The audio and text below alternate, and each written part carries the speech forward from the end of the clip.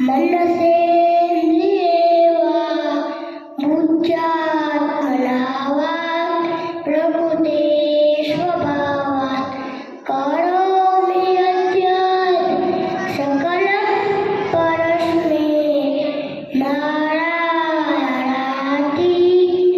समर्पयामि। લક્ષ્મીનારાયણ, મારું નામ તન્વીબેન વિજયભાઈ સાંકલા છે. હું પહેલા ધોરણમાં ભણું છું. હું વિથોડ ગામથી આવી છું.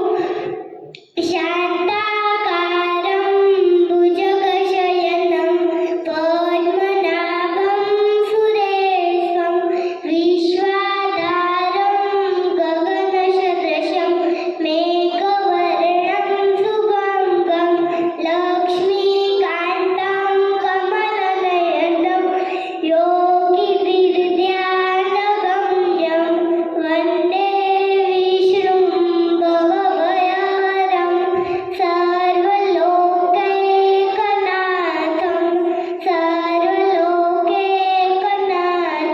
જય લક્ષ્મીનારાયણ.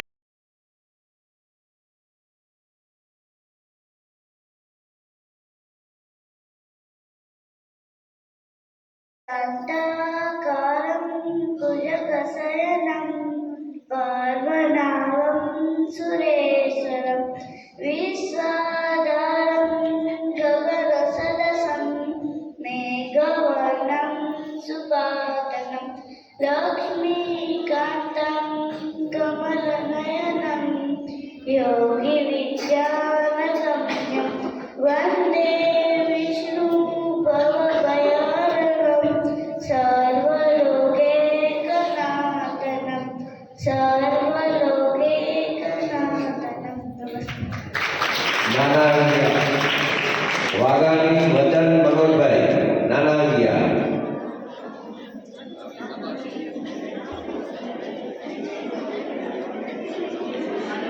મારું નામ વિજયભાઈ વાઘાણી છે. શાંતાકારમ ભુજગશયનમ પદ્મનાભમ સુરેશમ વિશ્વાધારમ ગગનસદૃશમ મેઘવર્ણમ શુભાંગમ લક્ષ્મીકાન્તમ કમલનયનમ યોગીવિદ્યાનગમ્યં વંદે વિષ્ણું ભવભયહરં સર્વલોકૈકનાથં સર્વલોકૈકનાથં. સરસ. બધા તાલી વગાડજો. નાગલપર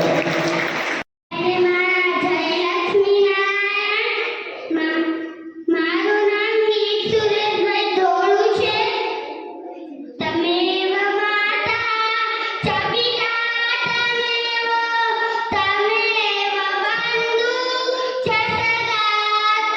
સગા તમેવ વિદ્યા દ્રવિડા તમેવ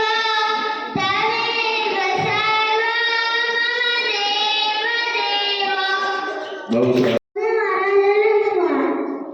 મારું નામ જયંતભાઈ વાણી છે. મારું ગામ નખત્રાણા છે.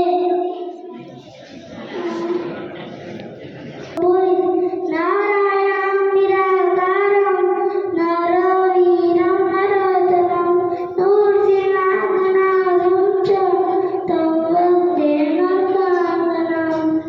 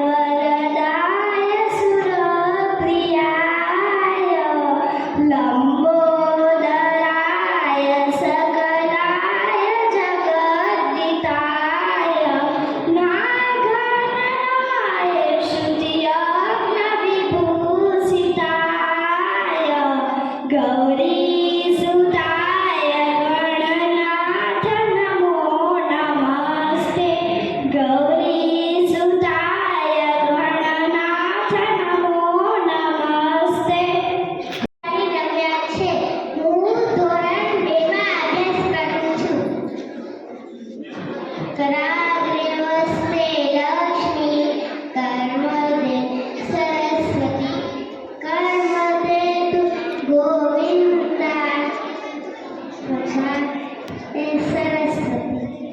શ્લોક બોલીશ. શાંતાકારં ભુજગશયનં પદ્મનાભં સુરેશં વિશ્વાધારં ગગનસદૃશં મેઘવર્ણં શુભાંગં લક્ષ્મીકાન્तं કમલનયनं યોગીવિદ્યાનગમ્યં વંદે વિષ્ણુલોકભયહરં સર્વલોકૈકનાથં સર્વલોકૈકનાથં.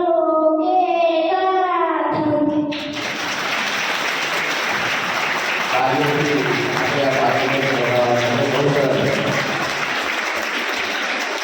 મારું નામ જોશી પ્રવીણભાઈ છે. હું નાગરપતિ આવું છું. કૃષ્ણાય વાસુદેવાય હરયે પરમાત્મને અણક્લેશનાશાય ગોવિંદાય નમો નમઃ. જય લક્ષ્મીનારાયણ. મારું નામ લીંબાણી ચૈતન્ય નિલેશભાઈ છે. હું આજે સુતી વખતે બોલવાનો શ્લોક બોલીશ.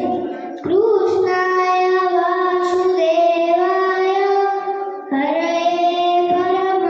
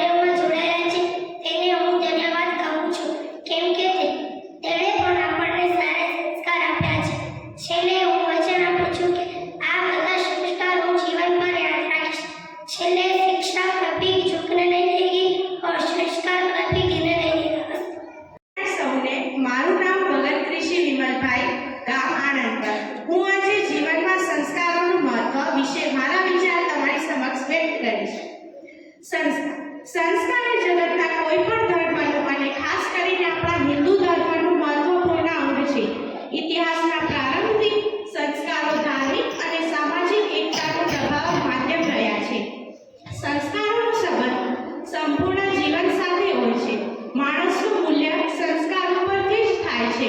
ઝાડ ફળથી ઓળખાય, ઘંટની કિંમત તેના રંગકામ ઉપરથી થાય. સોનું કસોટીથી પરખાય, તેમજ સંસ્કાર વિનાનું જીવન કપડા વિનાની કાયા જેવું હોય છે.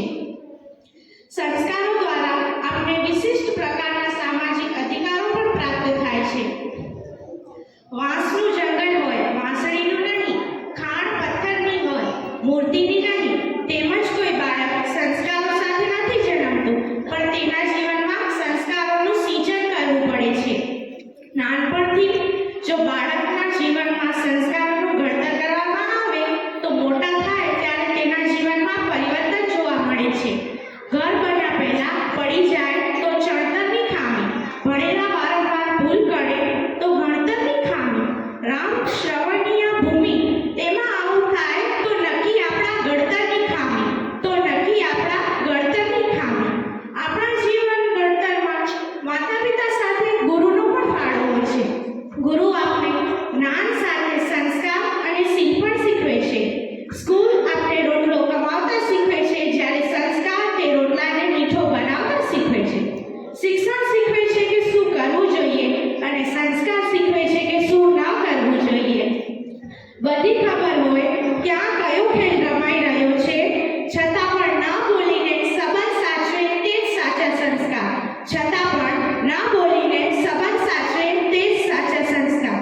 ધૃતરાષ્ટ્રની પેટે ગરડા થવું તે ગુનો છે, પણ જનકરાજાની પેટે વૃદ્ધ થવું તે જીવન જીવવાની શ્રેષ્ઠ કળા છે.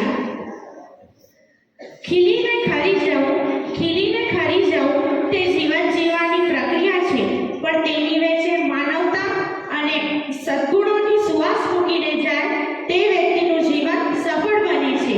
ક્યારેય પોતાની સંપત્તિ ઉપર અભિમાન ન કરવો. સંપત્તિ હોય એટલે સંસ્કાર આવી જાય એવું નથી. લંકા આખી સોનાની હતી, પરંતુ રાવણનું મોત આવ્યું ત્યાં સુધી સંસ્કાર ન આવ્યા તે ના જ આવ્યા. ગર્ભધારણથી માંડી મૃત્યુ પર્યંત જીવ શરીર સાથે જોડાયેલી અશુદ્ધિને સાફ કરી વિશિષ્ટ ગુણોની ઉમેરવાની વિશિષ્ટ વિધિને સંસ્કાર કહે છે. આ માટે આપણા હિન્દુ ધર્મમાં 16 સંસ્કારનું ખૂબ જ મહત્વ છે. મૂલ્યવાન એ છે જેની પાસે સંસ્કાર છે. તમારો સમય ગમે તેટલો નબળો હોય, પણ જો સારા સંસ્કાર હશે ને તો સમય પણ આસાનીથી પસાર થઈ જશે. આભાર. અસ્તુ. જી નિતેશભાઈ ભગત છે. હું વિથોણ ગામથી આવું છું. હું 7મા ધોરણમાં ભણું છું. કુળદેવી માતાના ચરણોમાં કોટી કોટી વંદન. મંચસ્થ આગેવાનો, વડીલો, મારા ભાઈઓ અને બહેનો તથા અહીં ઉપસ્થિત સર્વેને જય લક્ષ્મીનારાયણ. આ સંસ્કારો એ ગુણોત્તરાધાનમ ઉચ્ચતે. ચરક ઋષિ કહે છે કે વિદ્યમાન દુર્ગુણોને હટાવીને તેની જગ્યાએ સદ્ગુણોને સ્થાપિત કરવાને સંસ્કાર કહે છે.